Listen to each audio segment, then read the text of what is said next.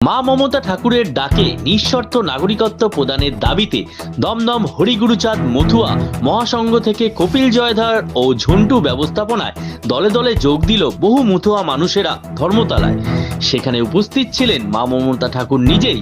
তার কথায় all India Matua মহাসংঘের মানুষেরা ধর্মতলায় এসেছিলেন ওই দিন। সেখানে তিনি সমস্ত মথুয়াদের গামছা ও ফুলের মালা দিয়ে সম্বর্ধনা দেন। সেই দৃশ্যই তুলে ধরা হয়েছে নিউজ বাংলা টিভি চ্যানেলের পর্দায়।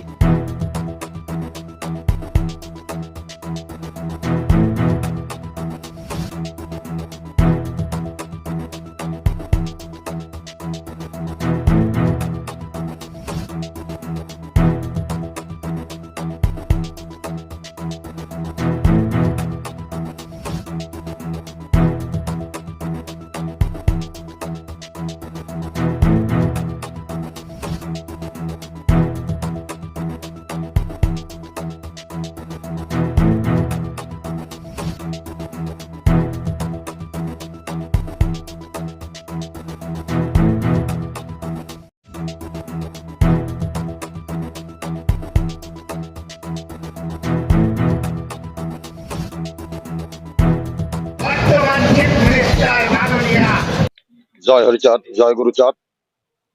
আমরা মতুয়ারা আজকে নিঃস্বার্থ নাগরিকত্বের দাবিতে আমরা ধর্মতলায় এসেছি। আমরা এই দেশেরই নাগরিক ছিলাম, কিন্তু 2003 সালে যে বিল পাস করেছে বিজেপি সরকার লোকসভায়, তো ওখান থেকেই আমরা নাগরিকের থেকে খানিকটা বাদ পড়ে গেছি। তাই আমরা ওই বিল বাদ দিতে চাই এবং অতি বিলম্বে যাতে এই বিল বাদ যায়, কারণ আমরা এদেশের নাগরিক ছিলাম, আমরা এদেশের নাগরিক আছি, সেটা জানি ওনরা সেই বিলে সেভাবে বিলটাকে চেঞ্জ করে আবার নতুন করে বিলটাকে সৃষ্টি করে। এবং আমরা আজকে দমদম মতুয়া মহাসংঘ থেকে এসেছি। আমি মতুয়া মহাসংঘের দমদমের সম্পাদক। তো আমরা দক্ষিণ দমদমে যে মতুয়ারা এসেছি, আমরা এখানে মতুয়ারা সব স্ট্রং আছি। আমরা এখনো সেরকম করে আন্দোলন করিনি। আমরা ধীরে ধীরে ছোট ছোট আন্দোলন করছি, আমরা এখনো তেতে উঠিনি। আমরা এটা যেন আমাদের কোনোদিন দেখাতে না হয়, তাই তার আগে এটা জানি নিঃশর্ত ভাবে আমাদের নাগরিকত্বের আয়ত্তের মধ্যে নিয়ে আসে। এবং আজকের যে আমরা এখানে এসেছি এবং আমাদের যে পলিটিশিয়ান, আমাদের মাননীয় বিরাট বসু রয়েছেন, গোপা পান্ডে মহাশয় রয়েছেন, যথেষ্ট সহযোগিতা করে। এনাদের সহযোগিতায় আমরা মতুয়া সমাজ তথা দমদম আমরা স্ট্রং। তো আমরা আন্দোলন যদি সেভাবে আন্দোলন করি, আমরা আশা রাখি আমরা পারবো। তাই আমরা ভদ্রভাবে বিনয়ভাবে আমরা বলছি বা বলতে চাইছি যে আমাদের নিঃশর্ত নাগরিকতা দেওয়া হোক। এখানে আমরা বলতে চেয়েছি, একটু আগেও বলেছি যে বিলটা পাস করেছিল লোকসভায় 2003 সালে। ওই বিলটা পাস করার পরেই আমাদের এই সমস্যাটা আমাদের সৃষ্টি হয়েছে, তার আগে আমাদের এই সমস্যা ছিল না। তো সমস্যা ওনাদের যে বিলে যা পাস হয়েছে, সেই বিলের অনুপাতে আমরা নাগরিকত্ব থেকে খানিকটা নড়বড় হয়ে পড়েছি। সেই জায়গাটা আমরা স্ট্রং করতে চেয়েছি এবং চারিদিক থেকে লক্ষ লক্ষ মতুয়া ভক্তগণ আসছে বা আসবে এবং সব মতুয়ারা এখানে উপস্থিত হতে পারবে না। তো যদি এটা ওরা আমাদের দিকে খেয়াল না করে, তাহলে আমরা আগামীতে, তাই আমি চাইছি না যে কোন রকম ভাবে সেই সেই পরিস্থিতি তৈরি হোক যে আমরা ভারতবর্ষ অচল করে দেবো। কারণ আমরা ভদ্র সমাজের মানুষ, আমরা ভদ্রভাবে বাঁচতে চাই। তো ভদ্রভাবে আমরা বিনয়ভাবে নর্মভাবে আমরা বলতে চাইছি আমাদের নাগরিকত্ব মধ্যে রাখা হোক। আর আমার নাম কপিল জয়ধর, দমদম মতুয়া মহাসংঘের সম্পাদক।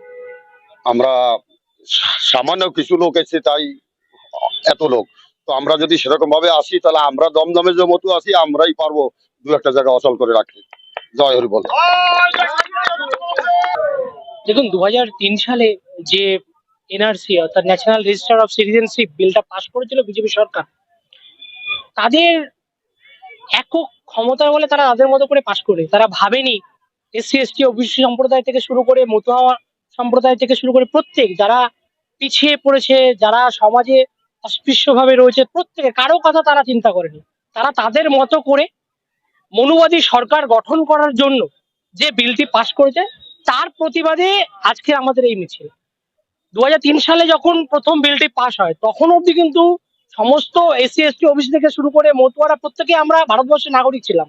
আপনি যদি বিলটা ঠিক মতো ভাবে আপনারা খেয়াল করেন বা দেখেন, তাহলে দেখতে পাবেন যে এই বিলটা নাগরিকত্ব দেওয়ার জন্য নয়, নাগরিকত্ব কাড়ার জন্য করা হয়েছে। সমস্ত মানে এই ব্যাপারটা সম্পূর্ণভাবে পরিকল্পিতভাবে করা হয়েছে, চক্রান্ত একটা। আমার নাম ঝন্টু মধু। সেন্ট্রাল গভর্নমেন্টের যে 2019-এ তারা বলেছিল যে আমাদের নাগরিকত্ব দেবে, কিন্তু তারা যেভাবে আজকে আইনের প্যাচ করে আমাদের বেনাগরিক করার চেষ্টা করছে, আমরা আমাদের দাবি ছিল নিঃশর্ত নাগরিকত্ব, কোনো শর্ত থাকবে না। কিন্তু তারা বারবার করে পশ্চিমবঙ্গ রাজ্যের বলছে যে নাগরিক মানে এনআরসি হবেই, সে কেউ ঠেকাতে পারবে না। কিন্তু তোমার 2019 থেকে আজকে 23-এর শেষ একেবারে কেন আজকে আজ পর্যন্ত করতে পারলো না? এবং এটাকে নিয়ে আমরা চাই, আমরা ভারতীয় নাগরিক, তারা বিল পাস করুক। তার জন্য আজকে প্রতিবাদ সভা, সেন্ট্রাল গভর্নমেন্টের যে আইন তার বিরুদ্ধে আমাদের লড়াই। গোসাই পাগল সাধু দলপতি আপনারা দেখেছেন যে কিভাবে রাস্তায় তারা নেমেছে। এটা একটা হচ্ছে নরেন্দ্র মোদী এবং যে ভারতের স্বরাষ্ট্রমন্ত্রী, তাদের আমাদের করা যে ভারতীয় আজকে যে বাংলাদেশ থেকে যারা এসে তাদের যাতে এইভাবে আর চক্রান্ত করে তাদের জন্য গোলামে বানানোর চেষ্টা না করে, অধিকার থেকে বঞ্চিত না করে, তার জন্য আমাদের এই লড়াই। আমার নাম মমতা ঠাকুর, অল ইন্ডিয়া মতামত সাংবাদিক।